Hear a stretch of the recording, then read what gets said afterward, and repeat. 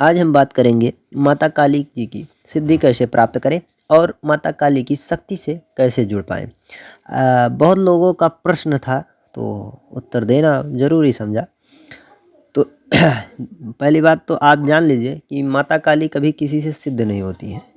माता काली एक शक्ति रूपी हैं और उनकी शक्तियों से आप जुड़ सकते हैं। माता काली किसी की सिद्ध नहीं हो सकती। माता काली को सिद्ध करने के लिए आपको मरना पड़ेगा। तो आप मर नहीं सकते हैं। जीते जी अगर सिद्ध करना चाहते हैं तो सिद्धि प्राप्त होती है मंत्रों में। माता की ऊर्जा आती है जिससे और उनकी शक्ति जो होती है कनेक्ट हो पाती है, जिससे हम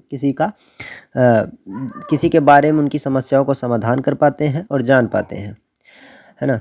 तो सिद्धि अलग चीज़ें हैं और शक्ति से जुड़ना अलग चीज़ें हैं। सिद्धि प्राप्त करना माता के बिना इच्छा के आप शक्ति से नहीं जुड़ पाते हैं।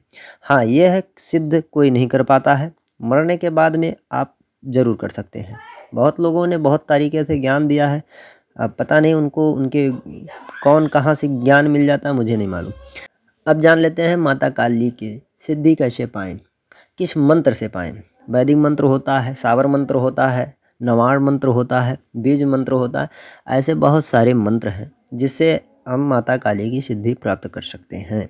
अब वो गुरु के ऊपर डिपेंड करता है कि गुरु आपको कौन सा मंत्र दे, क्योंकि गुरु के सानिध्य में अगर आप माता काली की साधना करेंगे तो सफलता मिलने के चांसेस 99% बढ़ जाते हैं, 1% नहीं कह सकते हैं। लेकिन अगर आप ये सोचते हैं कि मैं बीज मंत्रों का या सावर मंत्रों का या और किसी मंत्रों का जाप कर ले, तो जाप करने से सिर्फ जाप ऊर्जा आपके शरीर में बैठेगा और बाकी होगा कुछ नहीं। वही वाली बात है कि बंदूक खरीद ली लेकिन चलाना नहीं जाना।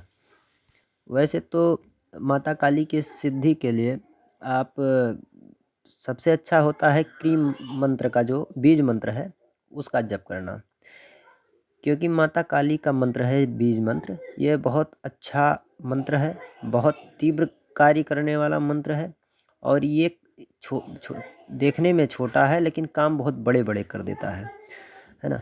तो इसका जो जप ये सिद्ध होता है 5 लाख जप पे। 5 लाख जप पे ये सिद्ध होता है। बाकी इसकी ऊर्जा आप जितना बढ़ा पाएंगे ये अच्छा कार्य उतना अच्छे से कर पाएगा और माता काली की शक्तियों से आप जुड़ सकते हैं। और वैदिक वैदिक मंत्र भी हैं और साबर मंत्र हैं, वो कम जप में सिद्ध हो जाता है। उसकी अपनी ऊर्जा अलग है, वो भी कार्य करता है। लेकिन बीज मंत्र सबसे अच्छा ऊर्जा लेवल जो कहते हैं ना, ऊर्जा लेवल में अच्छा कार्य करता है, वो बीज मंत्र है। बीज मंत्र से मैं अपना पर्सनल अनुभव बोलूं तो बीज मंत्र के इतना अच्छा तीव्र काम कोई भी मंत्र नहीं करता है, क्योंकि बीज मंत्रों में क्या है कि माता की सिद्धि और माता की शक्ति जुड़ी होती है आपसे। और जो किसी माता का या किसी भी देवी देवता का बीज मंत्र सिद्ध करता है तो उसमें माता या देवता की स्वयं कृपा प्राप्त होती है, साथ में उनकी शक्ति उससे जुड़ी होती है।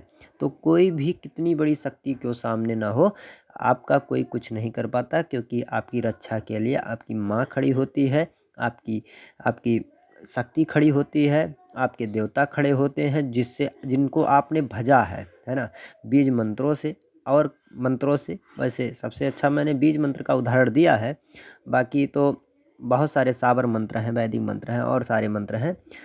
और मंत्रों की ऊर्जा बहुत अच्छा मैं बीज मंत्रों का जानता हूँ, मैं इसी से कार्य लेता हूँ, इसी से जो मुझे प्राप्त होता है मैं वही करता हूँ।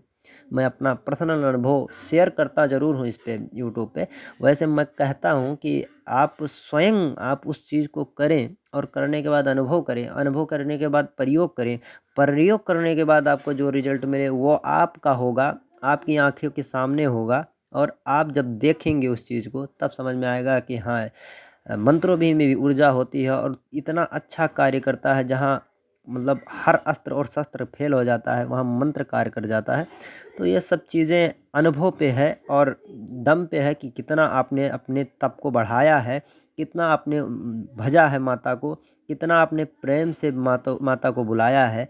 माता की शक्ति ज़रूर आती है, माता कभी नहीं आती है। माता की शक्ति ज़रूर आपसे कनेक्ट करती है, बातें करती हैं कानों में आवाज़ आती हैं। बहुत सारी चीज़ें हैं जो अभी गुप्त हैं, गुप्त ही रहना चाहिए, क्योंकि ये कोई प्रचार प्रसार के लिए नहीं है, माता की शक्ति है। इसका दुरुपयोग ना हो। वैसे दुरुपयोग कर ही भी नहीं पाएगा माता के बगैर, उनके इच्छा के, बशर्ते लोगों ने बहुत तरीके से करने की कोशिश करी, उससे उनका ही घाटा होता है। अज्ञानी होते हैं वो लोग जो किसी का बुरा करते हैं अपने शक्तियों से, वैसे उनका भी वही दशा होता है लास्ट में जाके। जैसे हर फिल्म में जो विलन होता है कुछ समय तक हंसता खिलखिलाता रहता है, बाद में हीरो से पिटता ही पड़ता है, उसी तरीके से इनका भी वही दशा होता है। तो ये सब चीज़ें हैं। तो आपको एक योग्य गुरु की ज़रूरत होगी, होगी ही होगी, क्योंकि आप बिना गुरु के ज्ञान नहीं प्राप्त कर सकते हैं।